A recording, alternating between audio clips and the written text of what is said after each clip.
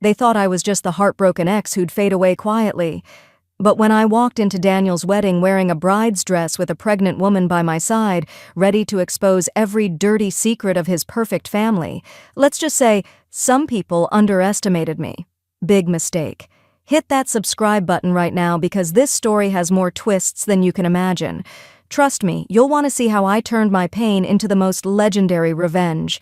Don't skip a second of this. Let's get into it. I'm Gabriella, and 2 years ago, I thought I'd found my forever. Daniel Harrington walked into my life like something out of a romance novel. Tall, confident, successful lawyer with a smile that could melt hearts. We met at an art gallery opening where I was showcasing some of my fashion design sketches. He approached me, complimented my work, and we talked for hours. Within weeks, we were inseparable. Within a year, I moved into his luxury penthouse downtown. But here's what I didn't know then. I was walking straight into a trap. Daniel's family, the Harringtons, were everything I wasn't. Old money, powerful connections, and the kind of influence that could make or break people in this city. His father, Paul, owned half the commercial real estate around here. His mother, Catherine, ran in circles where your last name mattered more than your character. And his sister, Amanda. She was the definition of entitled and vicious. From day one, they made it clear I didn't belong. Catherine would look me up and down with this disgusted expression, like I'd tracked mud into her pristine world. She'd make comments about my background, my clothes, my education. "How quaint," she'd say with a fake smile that never reached her cold eyes. Amanda was worse. She'd spread rumors about me at their social events, tell people I was after Daniel's money, laugh with her friends loud enough for me to hear. And Daniel? He'd just shrug it off. "They'll come around," he'd say. "You're too sensitive, Gabriella. That's just how they are." Looking back now, I see it clearly. The gaslighting, the manipulation, the way he slowly made me doubt my own reality. But back then, I was in love. I thought if I just tried harder, proved myself worthy, they'd accept me. I was so stupid. The truth crashed down on me 6 months ago. Daniel had left his laptop open on the kitchen counter. Something he never did. Call it intuition or just dumb luck, but I looked. And what I found shattered everything. Messages. Hundreds of them. Between Daniel and a woman named Jennifer. But it wasn't just an affair, it was a calculated plan. I scrolled through months of conversations, my hands shaking, tears blurring my vision. Jennifer was from their world. Wealthy family, right connections, everything I wasn't. But worse than the affair were the other messages. Group chat, Daniel, Catherine, Amanda, and Paul. Catherine's words are burned into my brain. "Just keep Gabriella around until we finalize the Henderson deal, then dump her. We need her boss's signature on those contracts first." Amanda, "I can't wait to see her face when we kick her out. This is hilarious." Daniel, "Relax, she's clueless. Few more weeks, and she's gone." I wasn't just the other woman, I was a business transaction. They'd used me to get to my boss, who handled major property contracts. My relationship, my love, my entire life with Daniel, it was all a lie, a means to an end. I confronted them, all of them, together in that penthouse. I'll never forget the looks on their faces. Not guilt, not shame, amusement. Catherine actually laughed. "Did you really think you belonged here?" she said, crossing her arms. "Look at you, look at us. It was never going to work, dear." Amanda smirked. "You were just a placeholder, entertainment until the real thing came along." Daniel didn't even try to defend me. He just looked bored. "It was fun while it lasted, Gabriella. Don't make this harder than it needs to be." They threw me out that night, not just out of the apartment, out of my own life.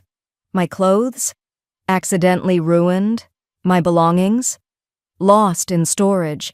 They destroyed everything I'd kept there and left me with nothing but the outfit on my back and my purse. I spent that first night in a cheap motel, crying until I couldn't breathe, wondering how I'd let myself become so blind. For 3 days, I was a ghost. I couldn't eat, couldn't sleep, couldn't think. I stared at the stained ceiling of that motel room and felt like my life was over. The Harringtons were too powerful. No one would believe me if I told them what happened. They'd already spread rumors that I was unstable, obsessed, making things up. But on the fourth day, something changed. The sadness burned away, and underneath it was pure rage. They thought they'd broken me? They thought I'd just disappear quietly like a good little victim? No. They wanted to destroy me, but all they did was wake something up inside me that I didn't know existed. I called Lucas, an old friend from college who'd become a private investigator. "I need your help," I told him. "I need everything on Daniel Harrington and his family. Every secret, every lie, every skeleton in their closet. Can you do that?" Lucas was silent for a moment. Then, "How deep do you want me to dig?" "All the way to the bottom." For 2 months, Lucas investigated while I rebuilt myself. I worked extra shifts, saved every penny, and planned. Lucas would send me updates, bank records, emails, photos, testimonies from people the Harringtons had wronged. The deeper he dug, the more rot he found. Paul's real estate company, built on bribes, illegal dealings, and destroying small businesses that wouldn't sell to him. Catherine's famous charity organization, a front for tax fraud and money laundering. Amanda's perfect social media life, funded by money stolen from investors. And Daniel? My brilliant lawyer boyfriend had cheated on his bar exam. Daddy had paid someone to take it for him. But the biggest discovery came on a rainy Tuesday. Lucas called me, voice tight with urgency. "Gabriella, you need to sit down for this." He'd found another woman, Cassandra. She was 26, worked as a waitress, and 8 months ago, Daniel had gotten her pregnant. She'd been his secret for over a year. While he was with me, he was with her too. When she told him about the baby, he threw money at her and threatened her into silence, told her if she ever contacted him or his family, they'd destroy her completely. She was 5 months pregnant now, alone, terrified, and struggling to survive. I had to find her. It took 3 days of searching, but I tracked Cassandra down to a small apartment across town. When she opened the door, I saw the fear in her eyes, probably expecting someone sent by the Harringtons to threaten her again. Instead, I told her who I was.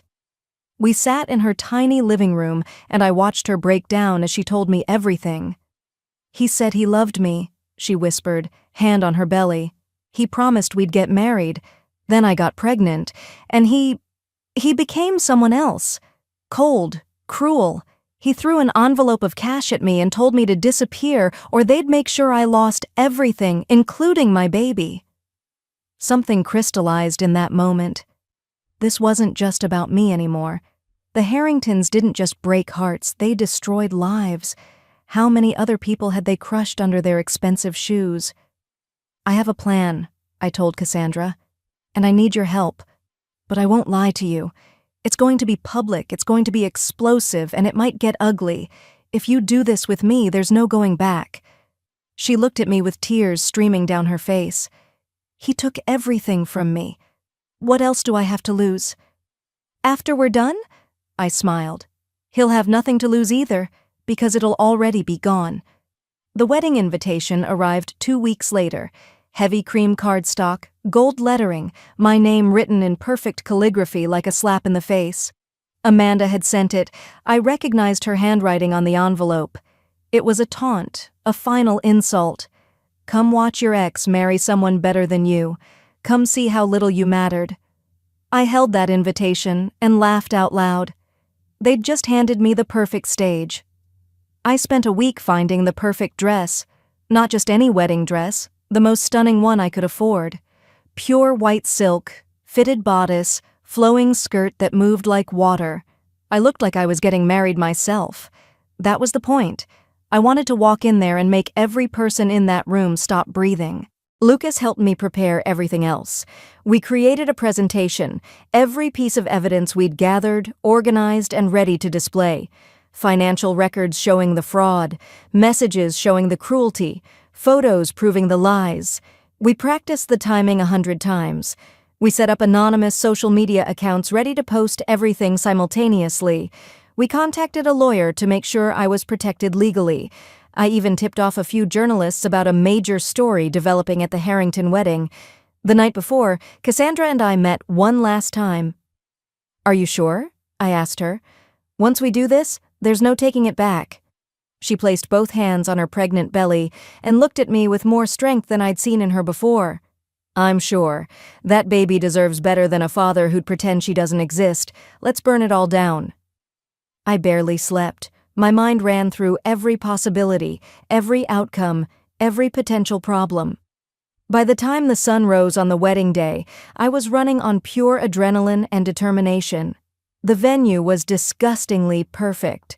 A luxury estate with manicured gardens, white roses everywhere, a string quartet playing classical music, valets parking expensive cars, guests in designer clothes sipping champagne and pretending to be impressed. I watched from a distance as they arrived, 300 people here to witness the Harrington family's triumph. Lucas sat in a van nearby, computer open, ready to execute his part of the plan. "Audio check," he said through the tiny earpiece I wore. "Clear," I whispered back. "Camera check." I glanced down at the small camera pinned to my dress, hidden in the lace. "Recording." "Then let's give them a show they'll never forget." Cassandra met me at the side entrance. She wore a simple gray dress that showed her pregnancy clearly. Her hands were shaking. I took them in mine. "We've got this. Remember? We're not the villains here. We're just telling the truth." The ceremony had already started when we approached the main doors. Through the glass, I could see Daniel at the altar in his expensive suit, looking proud and confident. Jennifer stood before him in an ivory gown that probably cost more than most people's cars. Catherine and Paul sat in the front row, beaming. Amanda stood as maid of honor, smirking like she'd won some game. The officiant's voice carried through the door. "If anyone has any reason why these two should not be wed, speak now or forever hold your peace." I looked at Cassandra. She nodded. I pushed open both doors as hard as I could. They slammed against the walls with a bang that echoed through the entire venue like thunder. 300 heads turned as one. The string quartet screeched to a stop. You could have heard a pin drop in the silence that followed. I walked down that aisle in my wedding dress, veil covering my face, my heels clicking on the marble floor. Cassandra walked beside me, hand on her pregnant belly, chin up despite the fear I knew she felt. Every step felt like power returning to my body. Every gasp from the crowd was fuel to my fire. Daniel's face went from confusion to recognition to absolute horror in about 3 seconds. His mouth opened, but no sound came out. Jennifer turned, looking bewildered. Catherine stood up abruptly, her champagne glass falling and shattering. "What is the meaning of this?" she shrieked. I reached the altar and slowly lifted my veil, revealing my face.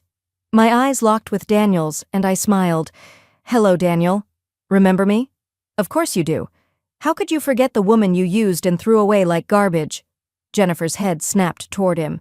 "Who is this? Daniel, who is she?" "I'm one of his victims," I said, turning to address the entire room. "But I'm not alone." I gestured to Cassandra, who stepped forward. Her voice shook but held firm. "I'm Cassandra. I'm 5 months pregnant with Daniel's child. He got me pregnant, paid me to disappear, and threatened to destroy me if I ever told anyone." The gasps were louder now. People were pulling out phones. Jennifer's face had gone completely white. Daniel started stammering, "This is insane. She's lying. I've never—" I pulled out my phone. "Want to hear the voice messages where you admit everything, Daniel? How about the texts where you laughed about using me?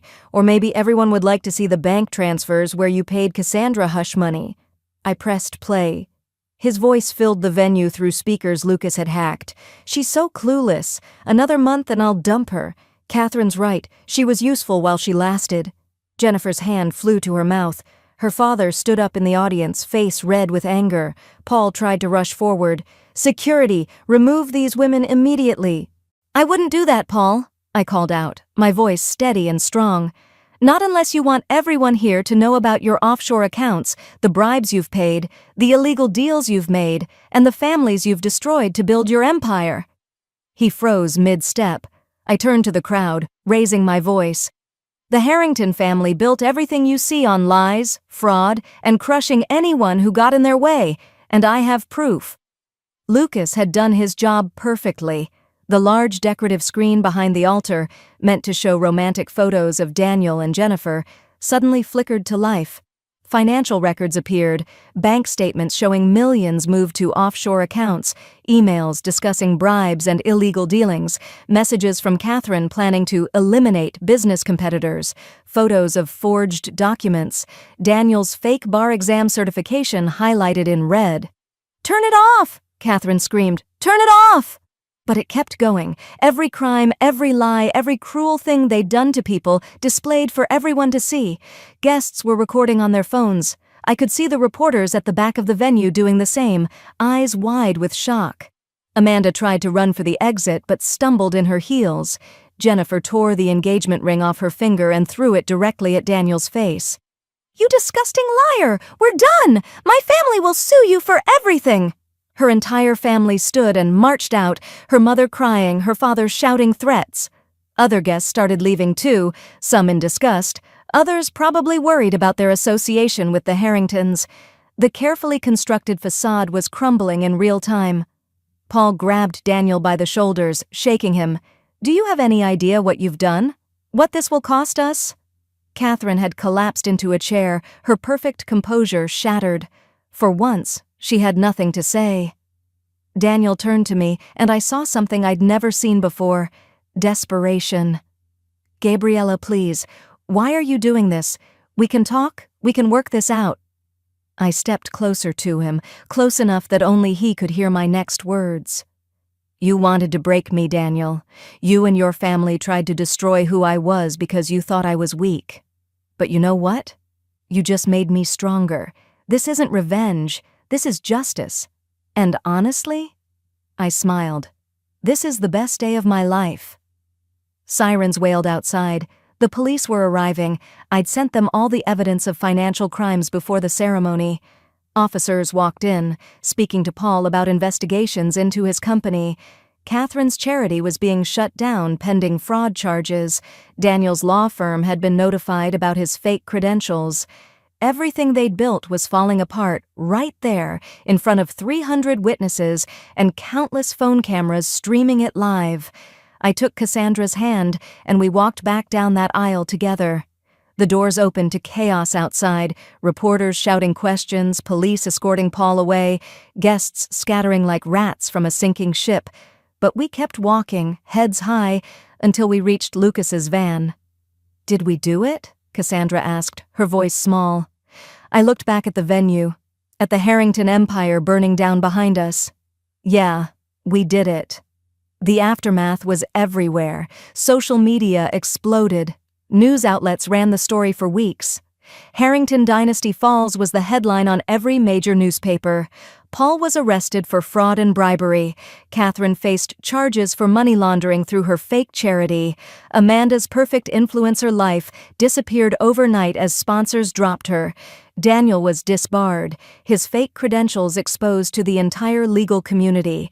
Jennifer's family sued for wedding costs and emotional damages. Other victims of the Harringtons started coming forward with their own stories.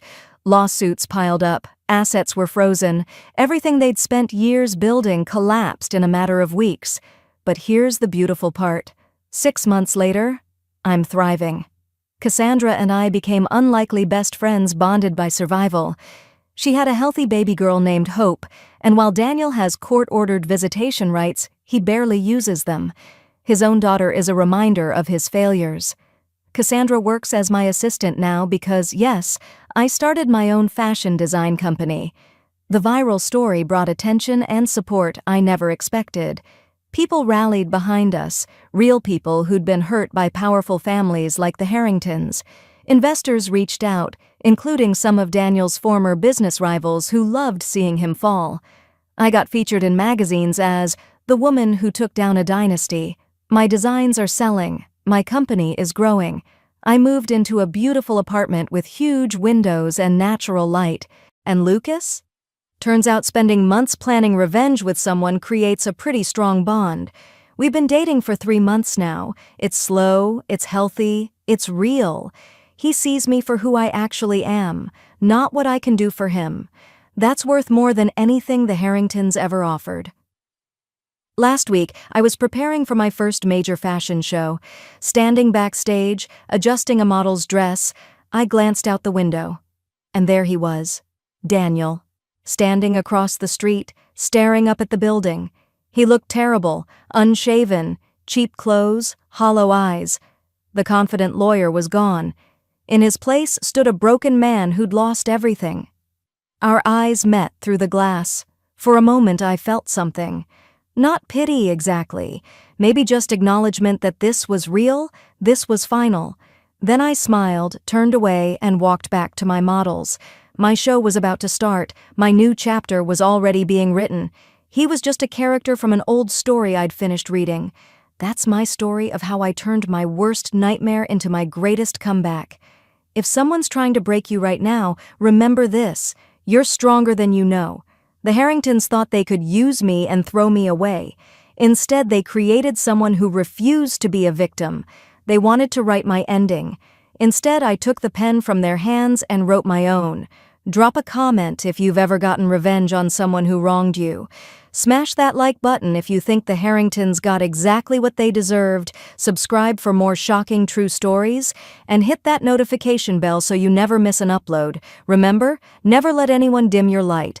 Some people deserve exactly what they get, and karma always collects. Thanks for watching, and I'll see you in the next one. Stay powerful.